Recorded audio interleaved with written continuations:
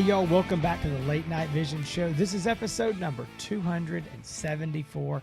My name is Jason Robertson. I'm the owner of Outdoor Legacy, the co-host of the Late Night Vision Show.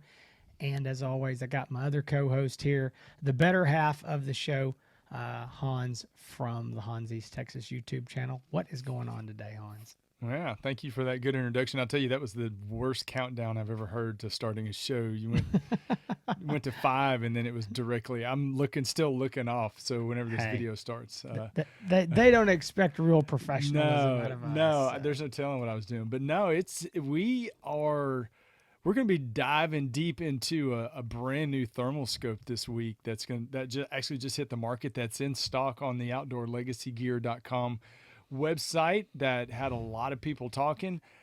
And it's about a subject. I'll let you jump into the scope itself, but it's about something that we get calls about a lot. And that is basically, the name is Perfect Hybrid, a hybrid style scope where you can be used as a scope and as a clip-on. So a lot of buzz, a lot of people talking about it and wanting to know about it. And we've had it for a long time. So we're excited about sharing this review with you for this week. We are, and I want to talk real quick about a couple quick things. One, before we even jump into this, we're going to do our shameless plug here. A lot of people think that Hans and I do this show just because we enjoy doing it, which we do. We like doing the show. We have done it. This is our 6th season to do it. 270, whatever I just said, 74 episodes in a row. We've had a lot of fun doing it, but this is actually what we do for a living. But behind the Late Night Vision Show is a company, Outdoor Legacy, and we specialize in selling night vision and thermal optics. And if you're a regular listener or watcher of this show, you know that. But if you're just tuning in, you're checking this review out, or maybe some of our other reviews, guys, we would love to have your business. And we do this with almost every optic we sell. We review them. I will say this, every single optic that we sell, period, we field test. We put it in the field, test it. Hans, myself, our other salesman, Ashley, we use every single optic. And I don't mean like take it out of the box in the office and go, okay, we used it. I mean, we go out in the field, we use these things, we review the vast majority of them here on the Late Night Vision Show, as well as on Hans's channel, HANSETS, Hans East Texas. And so guys, we'd love to have your business. We understand you may watch this show and you may go, well, that's all great, but I don't know if this is the right scope for me still. How does it compare to that? How does it compare? Guys, leaving a question in the comments is great. There's no problem with that. But we can't answer these complicated questions of, well, how does this compare to that? Or you got to call us. We can talk to you. We can say, okay, this scope versus this scope, this magnification versus this magnification. It's what we do for a living. And we would love to talk to you. Love to have your business. Our phone number is 877-350-1818. I know Hans will have that up during the show, so you'll be able to see that. You can get that written down. The website is OutdoorLegacyGear.com. He'll have that there as well. But again, guys, we'd love to have your business. We'd love to help you. And if you want to support this channel, you want to keep seeing these reviews, support us at Outdoor Legacy with your thermal optic purchase. It would mean so much to us. All right, shameless plugs over. Let's jump into it. This is I'm going to go ahead and say it. We don't review anything on this show that we don't like. All right, I'll go ahead and say that. That's every week we say, oh, this is a great one. We love this one. It's true, because we do review things that we go, don't like it. We're not selling it. That happens a lot. So if you're wondering why, well, these guys just, everything's positive. That's true, because if we don't like it, we don't sell it. And there's no need in reviewing it. We're just not going to sell it. There's our answer. So with that said, this is a great scope. There's going to be some interesting stuff. When it comes to the clip-on portion, I want you to stick around. We're going to talk about that early in the show. After we do the specs and the walk-around, we're going to discuss the clip-on portion of this, kind of how it works, the pros and the cons, and let you know what to expect. Now, stick with me, guys. You may be saying, I'm not looking for a clip-on. Okay, no problem. This is a dedicated thermal rifle scope. That is the absolute main function of this optic. And so you could use this scope, and if we didn't tell you it was a clip-on, you'd never know. All right, so don't even worry about that. You need to put this scope in your list if you're looking for dedicated thermal rifle scopes. Again, more on that soon. So let's jump straight into this. All right, Hans, the price on this thing, I'm fixing to say this. I hope this is right. I didn't write it down, so under duress, I think it's $69.99. Is that right? Right at $7,000? That's correct. All right, good. I just making sure that was not on my notes. So then I get the stage fright that I'm going to say the wrong price or something. So all right, so let's jump into this. Again, it is it's the InfiRay Outdoor scope, which is distributed in the United States by iRay USA. We'll probably refer to it as iRay because iRay USA is the company who distributes these. It's who we deal with. It's who you're going to deal with if you buy one of these. They're going to be who you would go to for service, warranty, that sort of thing. So iRay USA is distributing the hybrid, and it is I think they're calling it the HYH50W. I think that's the official name. It's a 50 millimeter unit, and that's why. So it's a 640 by 480 high resolution, 12 micron. It's a 50 hertz refresh rate, and it is, I'm looking right here, 50 millimeter lens. It is a 3-power base magnification. It does have digital zoom, up to 8 times digital zoom. Field of view on this unit is going to be 46 foot wide horizontally at 100 yards. That's what's going to be your field of view. Your detection range, they're going to say it's 2,400 yards. That's talking about detecting something normally the size of like a human or a man standing up, not identifying, seeing that there's a heat source out there. When it comes to actual identification, that's what you really care about. How far can I identify a hog or a coyote or a bobcat or whatever it is that you're legally out there shooting at night? And there is this is a point of debate because it's more experience, you may be able to identify further. Less experience, maybe not as far. Conditions, is it a rain and night? Is it a cold, dry night? So there's a variation there. But, how tall is the grass? We would say in normal, good conditions. Hans, I'm going to throw a number out. We haven't talked about this previous to the show. I'm going to say I think easily identifying a hog or a coyote with some experience is probably going to be in that 500-600 yard range. Do you think that's fair? Yeah. I would say absolutely, of course, and obviously bigger animals further, but I mean, I'd say that's pretty safe. Yeah, it is. And so, again, maybe something like a bobcat, a small cat that may be a little closer, smaller animal.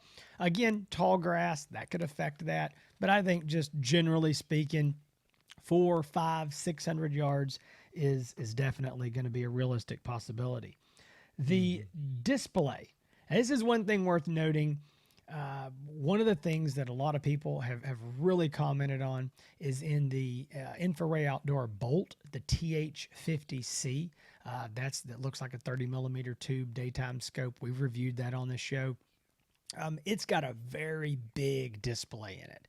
And this hybrid is no different. It's got essentially the same display. It is, it's still square or rectangular. It's the bolts rounded on the corners. This is not. It is a 1.03 inch large format AMOLED display. It is 2560 by 1920 resolution on that display. Very big, high resolution display. Color palettes, you've got looks like 5 different color palettes, all the normal white hot and black hot's all we're really going to be using. Most people are. You've got 8 different reticles. You've got 4 reticle colors, red and white, black and green. Then it does have picture in picture. It has onboard video recording. It also has a recoil activated video. We did not test this. That's listed in the specs. I didn't even get into it. I'm just going to tell you guys, we don't trust recoil activated video. It's just, we don't like it. We don't trust it. If you want to play with it, go for it. I'll be honest, I didn't even look at it. I did not even dig into that, but it is listed as a spec. It's just something that we've over the years learned not to trust. There is going to be eventually, as of the recording of this, which is, early August of 2023. There is not available yet, but there will eventually be a laser rangefinder for this unit.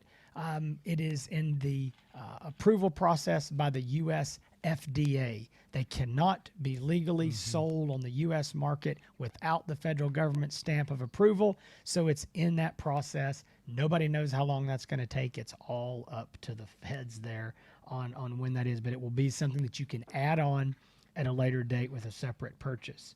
It does have USB charging. You can plug that in. It's got a fully removable battery. So, again, the USB, you can use the external battery pack or plug it in and charge it that way. But with this removable battery, you do get a cradle charger in the box with the scope. So you can pull it out and charge the battery that way. You can buy spare batteries. Now, battery test. This is always the fun part.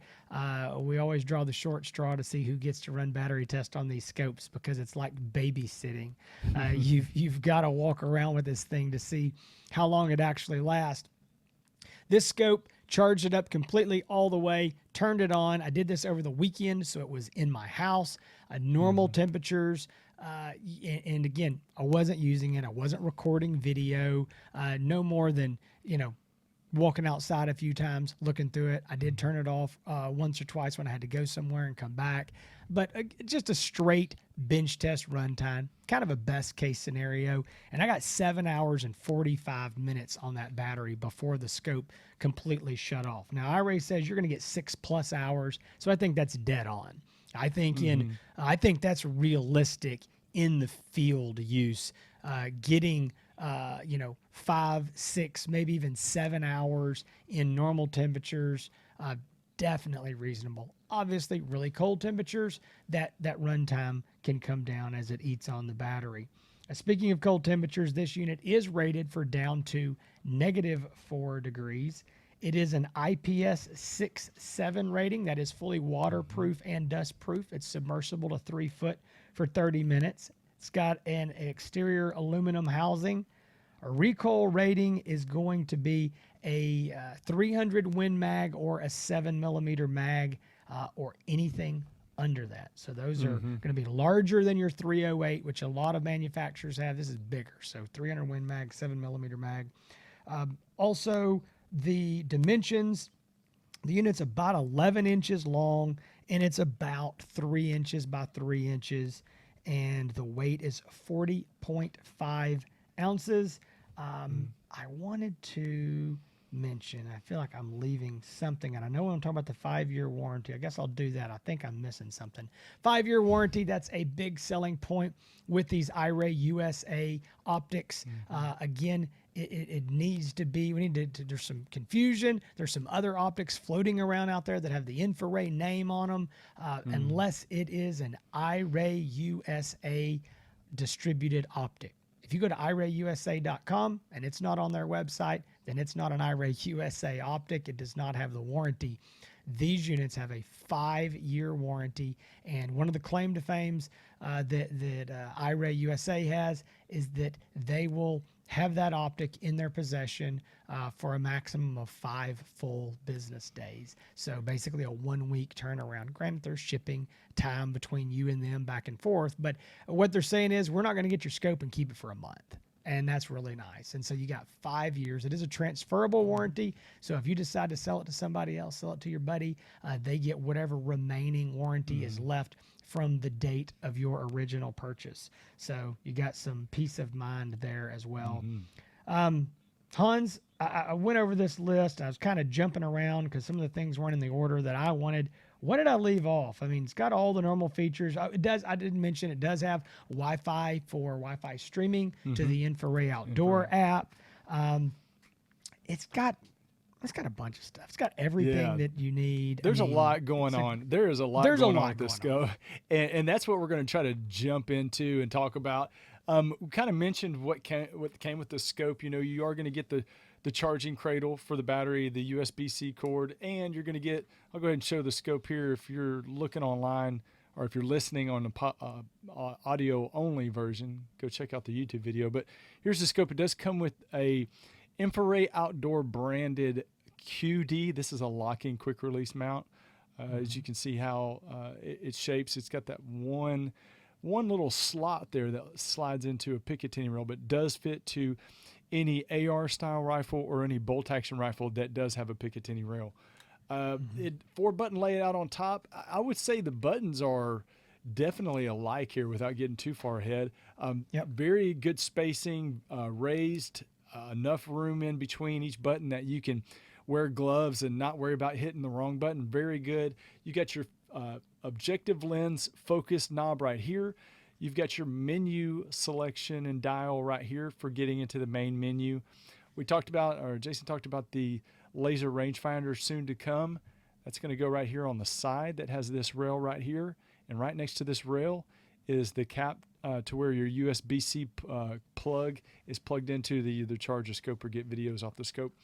The eye cup, the rubber eye cup, easily removable, and the reason for that is for putting it in a clip-on mode, I would say, and lining it up with the scope. And it does have a eyepiece diopter focus right here by the obviously by the eyepiece. It has a little rail, Jason, right here on top by the eyepiece. I have no idea what that's for. I have no idea what that is. Yeah, a lot of people will put those little red dots on top of their scope sometimes. That's going to greatly affect your ability to use, in my opinion, all the buttons. Hey, real quick, those buttons, somebody's going to ask this. Those buttons are all this. It's all ambidextrous with all the controls being on the top of the unit. There's nothing on the side. So left-handed or right-handed, you can use this unit, no problem. Absolutely. All the menus, the focuses, the buttons, absolutely on top. And then you get your battery compartment on the side, slides in, locks in good. This is the hybrid, y'all. Now let's talk about a couple things. Real quick, show them, talk about the mount real quick, because I want to bring something up about it. I don't know if you've got it there, you can show them.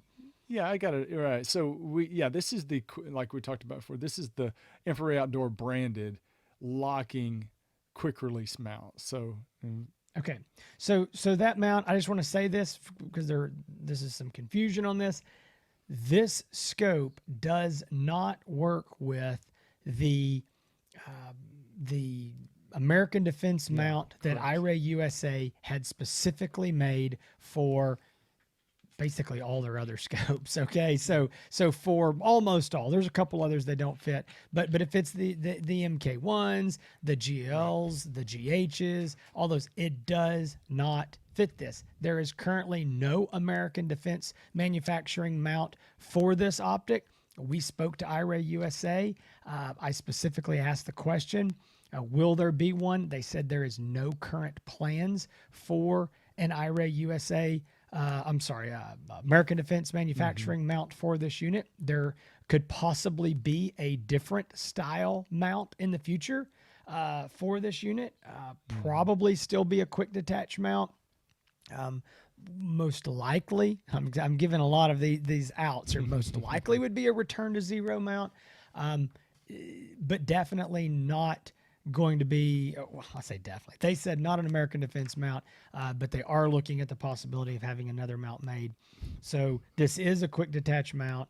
It is a nice mount, but you're looking at it there, and I know we're kind of going to get into some of this. It is a little bit of a larger mount. I do think that it would work, on some bolt action rifles, not all, giving you that proper eye relief and what have you. But anyway, Hans, go right ahead. I just want to talk about that. Yeah, we'll be talking about the mount a little bit more at the end. So I want to show a picture. And again, if you're wanting to know how to mount this thing as a clip-on, you got to go check out the YouTube video. So the picture I'm showing right now, this is on a 20-inch AR-10 6.5 Creedmoor.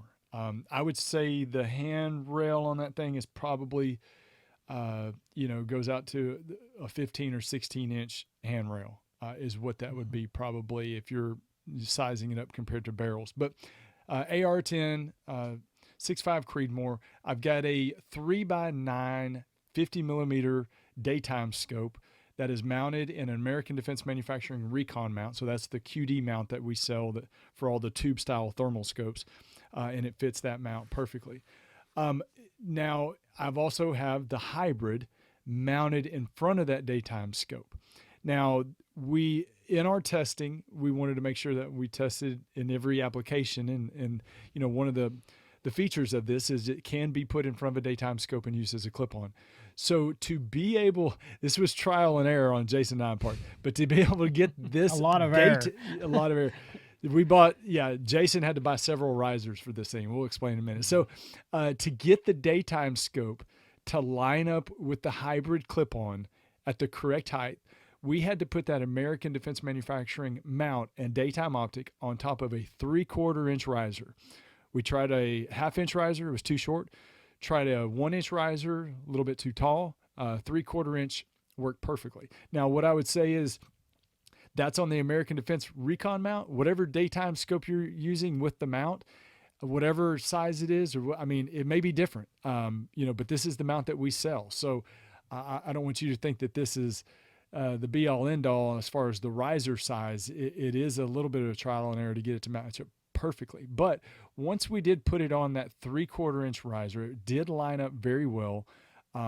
You can see from the picture that clip-on's way out there. So I cannot move that scope, the daytime scope, any further back on that rail. And I really can't move the hybrid any far forward. And keep in mind, this is a 20-inch AR-10 rifle.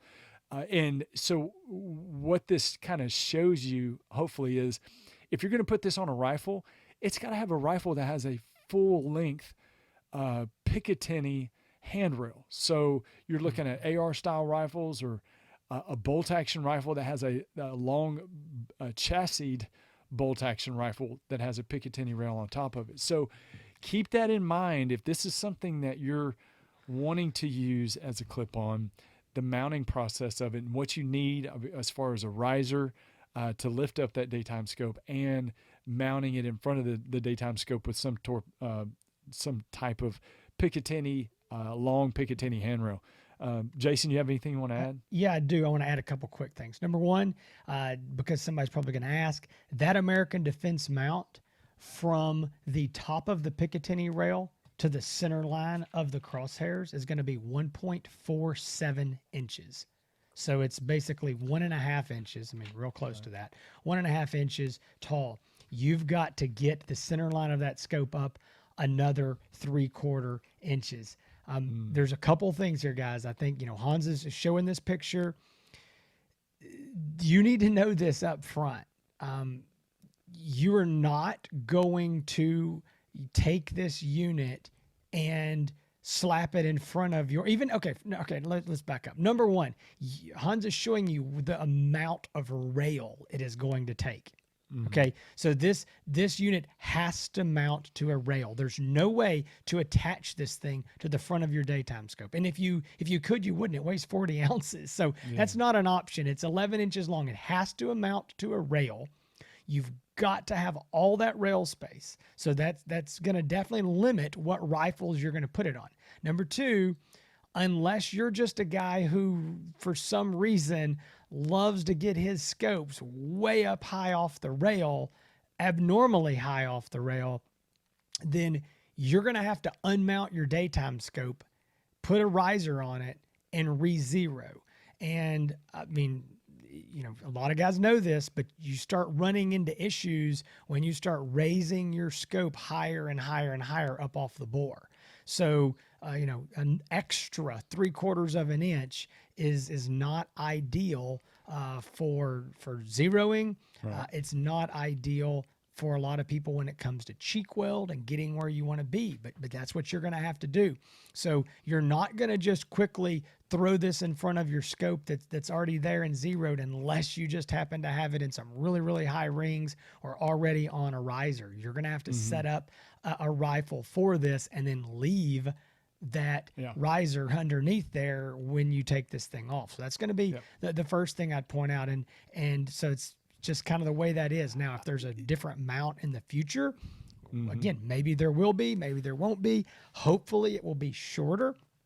You won't have, as much of an issue. I think you still might have to use a riser as tall as this is, but I don't know. We're talking about something that does not even exist yet. So you just need to understand that. Now, one last thing I want to mention about this, this is discussed in the manual, and this is with clip-ons, this is the way they work, and a lot of people are shocked by this, but they're not always perfectly collimated with your scope, meaning lined up perfectly. So your point of impact can be off. You're using the reticles in your scope, but you're looking through an 11-inch long tube through a computer screen, through a thermal sensor. So just because you put it on there does not mean that your zero is maintained. So you're going to have to go recheck your zeros, and there is a way in the scope, and the manual tells you how to do this, to actually move the screen around inside of the hybrid. That way you can line that screen up with where your reticle is actually, pointing and impacting in the daytime optic. So just to know that. So again, if you pull this off, now that's fine. You can do that, and then you can put it back into the daytime mode for the hybrid, and you're good to go. You can go back and forth. But if you're going to go to multiple rifles, you're going to have some issues. You're going to have to re-zero, I would say. The re-zero is not the right. Well, it is. It is. Your daytime scope's going to stay the same, but you're going to have to, quote, zero the thermal to your daytime, if that makes sense. So let's wrap up this conversation as far as the clip-on, and then we're going to move into how it performs and likes and dislikes and all that as a scope. But the last thing I'll say about it as a clip-on is when you do line it up, and it's on in my daytime scope being on 3 power base magnification, the picture image looked really good. I mean, it looked I agree. like you were looking through just the thermal scope itself. Looked very good. I could see the main menu on the in the middle of my daytime scope, the eyepiece. I could not see the top info strip at 3 power. So that can be a problem a little bit if you can't see the tells top. You your battery life. It tells you that's a little bit of a problem. Also, as you zoom up to about 6 power on the daytime scope, still looks pretty good enough to really take a shot. When I went all the way up to max magnification on the daytime scope, which is 9 power, you could see the individual square pixels. It was very, very pixelated, even more pixelated than just using digital magnification on a thermal scope itself. It was, you could see, it looked like square grids of pixels. So definitely don't recommend it on anything 9 power or higher, especially, but really above 6 power. I don't know. What do you think, Jason? I would say the lower the magnification, the better. And by the way, guys, when it's in clip-on mode, it's at a 1 power. Okay, so there's no magnification. Your 3 power goes away. You're at a 1 power. So, I mean, my opinion is, obviously the lower the better. If you're putting this in front of a 1 to 6, I think that'd be fantastic. But most people are going to want to put this in front of a 3 to 9 or a 4 to 12 or whatever it is. I think that's all fine. But my opinion is you're probably not going to want to be planning on shooting above 5 or 6 power on your daytime scope maximum. And I think wasn't the claim to fame on this that when it was being talked about and discussed early on was that you could use, what was the magnification max that they were talking about? Yeah, it was a lot. A lot. Even I saw somewhere in I was looking on a spec sheet. I saw somewhere it said like a pretty high magnification. I don't think so. I don't know. I think you're going to want to tap out absolute max probably around that 6 power. Zooming up to that, and you're not going to want to start with a 6 power. Okay, I'm just like zooming up to a 6 power. No. So I think the max base mag you're probably going to want to use on your scope is maybe a 4 maximum. 4. So we talked about the clip-on. We talked about how to mount it. We talked about our thoughts on it. I think everybody knows how we feel about it. You've seen the picture. We've tested it. Let's talk about the hybrid as a standalone thermal scope because there's a lot of good things to say about it, Jason. Whew. It's a good scope. So I think that I want to clear up some confusion, I think, or misconceptions that I know happen. A lot of people see this scope and they go, okay, it's $69.99. It's a clip-on as well as a scope, or can be. So that's why they're charging so much for it. But this thing has got the same image quality as all the other scopes, the GH50s and the MK1 RH50 and the RH35 and all these. No, sir. The image quality on this optic, if you're familiar with or if you've heard anything about how great the InfiRay Bolt TH50C is, this is the image quality you're getting. It is fantastic. It is the best image quality that iRay USA has in any of the scopes they distribute, besides the RS75 1280 $18,000 scope. So besides that, this is the best 640 image quality they offer. Again, side by side with the Bolt TH50. It is phenomenal. I will say this: it is some of the best image quality you're going to get out of a 640 optic. I mean, it is really good. This is going to be in your definitely top 10 best image quality in a 640 scope on the U.S. market today.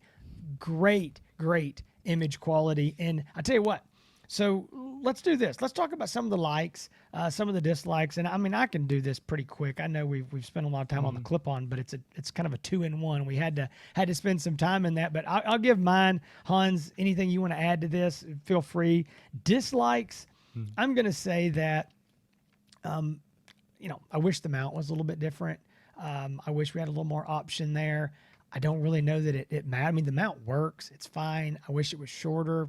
I don't know. Maybe that's not even possible. But it's fine. It does its job. The clip-on portion, it works. We've just talked about that. I mean, I wish maybe there was, a little simpler without having to use the risers. The menu in it, the menu's fine. I don't think it's complicated, but I would say I don't think it's as user-friendly as what we've seen in most of the other InfiRay optics. I think it is a little closer to what we've seen on their micro units, the little RH25 and the RL25. It's fine. Once I played with it and figured out what was going on, I definitely had to pull my manual out though, because there's a lot of options. They actually give you more control over the image in this unit than in most all of their other scopes. So I liked that. I liked being able to go in there and play. Now, I will tell you that playing with some of those settings, I personally found that the factory defaults were the best. I mean, I might adjust the brightness or the contrast just a little bit, but most of the defaults are really good. So I'd say that's a pro. But the con is, I just think the menu was a little cumbersome to figure out. Like I said, I did need to sit down with that manual, which we advise everybody to do. It's a little big, a little bulky, but likes, I do like the fact that it is, ambidextrous. As we said, I know some people that are left-handed, it's a big deal for them. I love the battery life. I mean, getting a bench test of over 7.5 hours, super happy with that. You can buy spare batteries for, $170. I think that's very good battery life for the money. Image, obviously, we've already talked about that. It's fantastic. I think that overall, I mean, the display screen, really good. I think it's a good unit for what you're getting. I think that for the money, for the image, for the function, I like it a lot. Hans, I just went over likes and dislikes. You just feel free to add anything that you think I left out. I think you hit the nail on the head with the dislikes, the few that there were. I would say you were right about the picture image. It's one of the best 640 resolution thermal images that you'll see. We got some video, and we showed some video where you were talking about the specs of some hogs at 25 yards. We posted those on social media. And man, there were so many comments of like, oh my gosh, look how great the picture. I mean, just all the detail, the picture image is really the most impressive thing about this optic. Also, when you hold the scope, we talked about the weight and everything, but you can tell it feels like a very rugged, well-made. It doesn't feel cheap. It doesn't, I get concerned if I pick up a scope and it feels too light. You know what I mean? And yes, then it feels cheap. Yeah. Then it feels cheap. But this, I mean, yes, it's a little heavy, but it feels rugged. It feels like it can take a beating. It does have a very high recoil rating for a thermal optic. But it feels like almost military grade to me. Yeah. But I do think the design of it is very well. It was the form factors was designed very well. So I mean, yes, the picture image is the most important and impressive thing about this, but once I think you figure out the menu, it gets a little bit easier. Some things that go along with it, but picture image, y'all. Yeah. I mean, it's up there with some scopes that are a few $1,000s more. To I tell you the truth. personally, yeah, I personally found that the button layout, which I know you showed earlier in the walk around, it's a 4 button layout where they're like side by side. They're not in a line. And I don't know that I've had another optic, at least it's on the market right now that I can think of that has that layout. And I really like it a lot Yeah. because when you put your buttons in a row, you've got to find like, okay, Mm-hmm. this is the front button or this is the back button. I have to know where I'm at. But with these 4 being, in a square in a grid pattern, it was really easy for me to go to it and go, okay, I know that's the power button. I know this is the video recording button. And Mm-hmm. you also, as Han showed, you've got that little scroll wheel, the control wheel, and you press Mm-hmm. in, you got a menu. I'll be honest, once I kind of got past the, okay, what are all these menu icons and kind of figuring that out, I thought it was really easy to control in the dark. I definitely think that with gloves, this is something because of the grid pattern, the square layout. I think you're going to be able to control pretty easy. I really liked that a lot. I found it. I found myself struggling with other scopes. I was testing several at one time out there the other night, and this one was just pretty easy. I just kept going to knowing which button to Mm-hmm. press. So, I want to talk about kind of who this is good for, because that's always the big deal. I mean, we still have a lot of positive things to say, and I mean, but I want to move into people are listening to this. They're like, okay, I didn't even care about any of the clip-on stuff. So, is this for me? Is this a scope I should consider? And I would say with a 3 power base magnification, I think this is going to be for guys that are normally going to be either coyote hunting or shooting hogs. Maybe not in the brush and in the super close ranges, but if you're doing a lot of shooting out there, no matter what you're shooting, over Mm-hmm. 50, 75 yards, I definitely would say you need to be looking at a 3 power. So I Mm-hmm. think this optic fits that bill. I think that ideally, this is going to be the kind of optic that you're going to want to run on an AR-15 style rifle, AR-10, or maybe like a chassis gun. I think a collapsible stock for this style of scope is more what you're going to want. I think if you're running a bolt gun with a fixed stock, that's where I would look at something like the Bolt TH50C, because it is a 30 millimeter tube. It's kind of made for that, in my opinion. Not that you can't make this work, but I really think this is for your collapsible stock Mm-hmm. AR style, tactical style rifles. And Mm-hmm. again, with this image quality and combined with this 3 power, I'm going to tell you guys, this big display screen, Mm-hmm. you're going to be able to reach out and touch some stuff. And so I Yep. think that when this laser rangefinder is eventually approved by the government and it's available for an add-on to this scope, I think there's going to be a lot of guys that are doing what we call Mm-hmm. long range shooting at night, which is about Yeah. anything over 200 yards for us. I think there's going to be some guys that move to this scope because of image, Mm-hmm. the big screen, the laser rangefinder, the magnification. So I think that's who it's good for. And I mean, again, the clip-on part, I think that needs to be something secondary that you say, hey, that's cool. I might play with that. That might be something that I Yeah. want to use. I don't think I would buy this scope and say, I'm going to run this as a 50% of the time as a clip on and 50% of the time as a dedicated scope. I mean, I don't think that needs to be the plan. It's my opinion. Yep. So for all of y'all that have tuned in this week to see if Jason and Hans's opinion on clip-ons has changed, then no. When The somebody answer's brings me the right clip on, I'll change yeah, my tune. But yeah, exactly. So anyway, if you're looking to purchase the hybrid, any other InfiRay Outdoor, iRay USA product, give us a call. 877-350-1818, outdoorlegacygear.com. We'd love to earn your business.